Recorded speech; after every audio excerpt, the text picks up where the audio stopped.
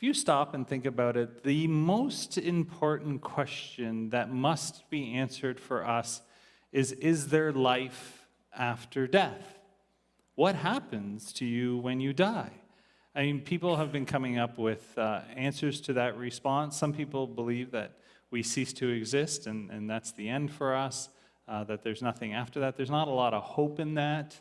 Other faiths will come up with other ideas like reincarnation, that you can, depending on the life that you live, it's based upon your works as to what you're going to return as on this earth, and you might go through that cycle many, many times.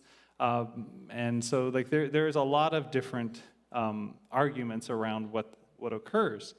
What we profess as Christians is we believe, and what we promote is a resurrection of the dead.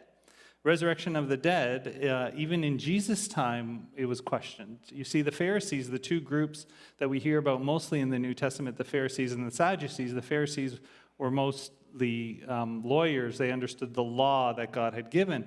They professed and believed in the resurrection of the dead, that there was going to be a day of the resurrection. The Sadducees actually did not believe in that. The Sadducees, even though they were Jewish leaders of the time, did not believe in the resurrection of the dead. And so there was often this debate. So the passage that we're going to look at today deals with this time where Jesus is answering the Sadducees, because they're trying to trick him, to trap him in this idea which they believed is ridiculousness, which is this idea that there is a resurrection of the dead.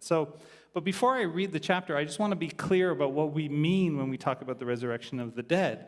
When we make this statement, it's important for us to know what that means. We are not talking about the resuscitation of someone who has died. It's not like that they are just like brought back to life for a period of time and then will die again.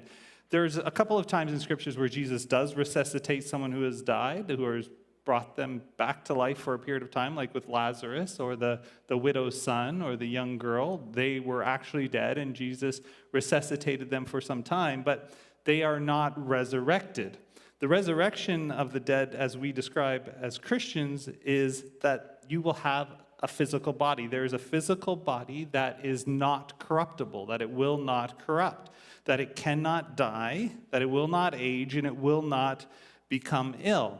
This is what the Pharisees were talking about, the resurrection of dead, and this is what Jesus promotes, and this is also what we as Christians believe, that there is a physical body that is raised as like what is called a spiritual body. Currently, you have a natural body, but you will then have a spiritual body that does not age, does not grow old, does not die. And Romans, Paul talks about this. So, Matthew 22, 23 to 32, this is where the Sadducees are coming to Jesus, and they say that there is no resurrection of the dead. That same day, the Sadducees, who say there is no resurrection, came to him with a question.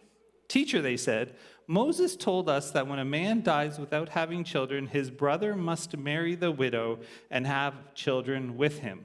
This was part of the Mosaic law. The idea here was that if I married and had a wife and I died without children, so that my line would carry on, my brother would then take her to be the wife, so that his children then would also be connected and have the property that I once owned. It was very much a property-based idea because each family had their own property as divided by God in the promised land. So this is what they come to trap Jesus with. They try and trap him with this issue.